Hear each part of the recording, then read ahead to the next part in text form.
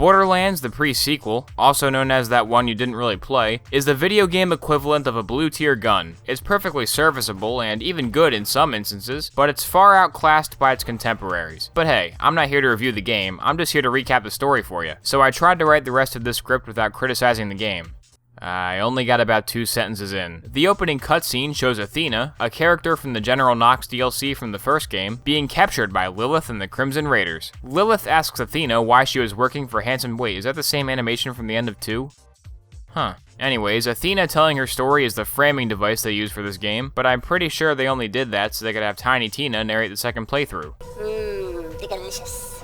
Ew, why did I say that? Ew! When developing the story for the pre-sequel, the writers decided to make an origin story for the main villain, cause that always turns out so well. Handsome Jack finds another vault on Elpis, Pandora's moon. He hires 3 new vault hunters and also Claptrap to help him find it, but before the search can begin, a bunch of soldiers from nobody's favorite weapon manufacturer Dahl show up and start attacking the space station. Character selection time. I'm gonna be playing as Athena since she's the canon choice, and I pride myself on making the most accurate story videos out there. You meet up with Jack and save him from the enemy soldiers, and he actually thanks you for saving his life. That's one of the things I do like about the pre-sequel. Jack's transformation from kind of a dick to totally a dick is very subtle, and the game avoids being too on the nose about it. Your story is making Handsome Jack kinda sympathetic.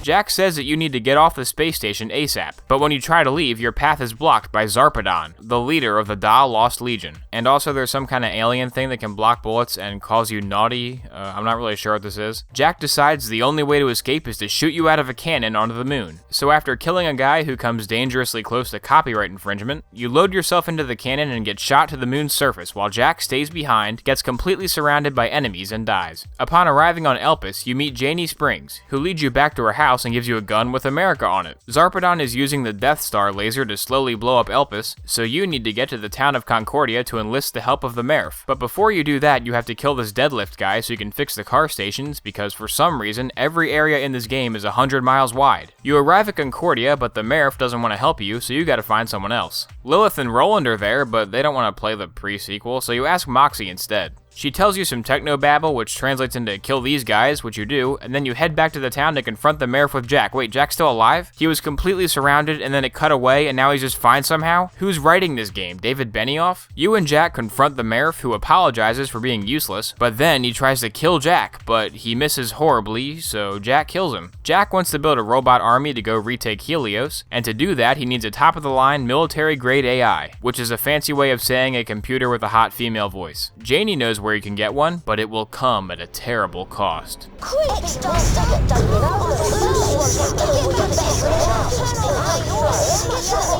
A crashed warship that's being run by a guy named the Bosun has the military AI on it, so you barge right in and kill hundreds of his men because some little kid told you to. A lady named Felicity starts talking to you over the radio and begs you to save her from the Bosun's grasp. When you finally kill the Bosun, it turns out that Felicity was the AI the whole time, and seeing how she just betrayed her former master, I'm sure she's very trustworthy and won't betray you. You head on over to an abandoned factory to begin building the robots and meet Gladstone, a super smart science guy who has a PhD and standing there spewing exposition for 5 minutes instead of just opening the freaking door. Just let me play the game already. You begin building a prototype constructor, but Felicity seems hesitant to be installed inside of a military machine, which is weird because she is a military AI, but you do it anyway, and surprise, surprise, she betrays you. Gladstone reprograms her and you shoot her a bit, and then everything's a-okay. With an army of robots in tow, you, Jack, Lilith, and Roland use a fast travel station to teleport back up to Helios. Zarpedon did put up a firewall to prevent that from happening, but they got around it using today's sponsor, Random Ass VPN. Being secure online, mask your IP so it looks like, hey, are you trying to skip this? You're really skipping my ad? Oh no you don't.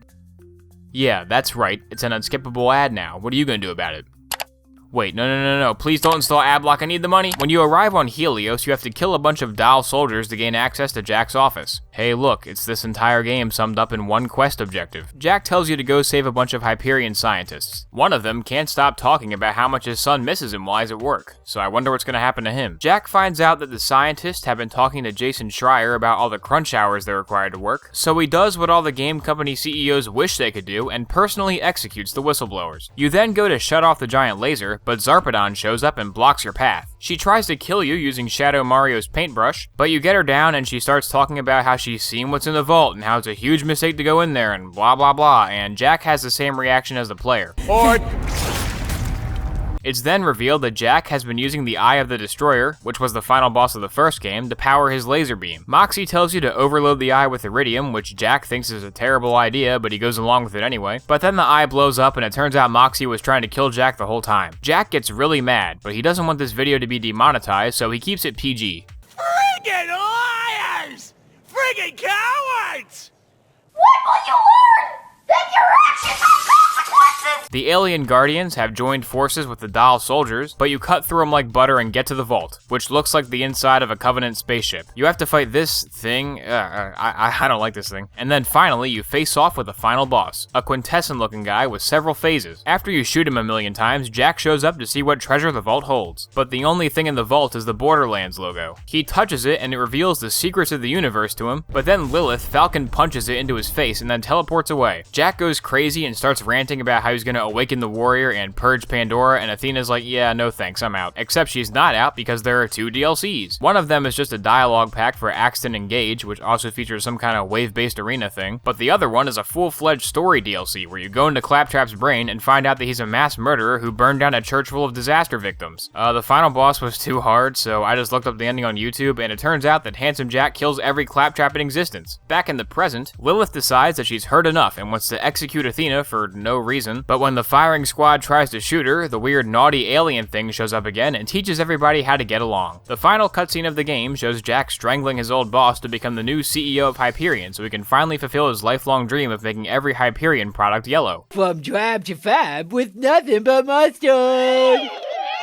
Welp, that's it for the pre-sequel. It also has true Vault Hunter mode and an actually balanced Ultimate Vault Hunter mode, but you probably aren't going to play either of those because they never got around to giving this game a satisfying endgame.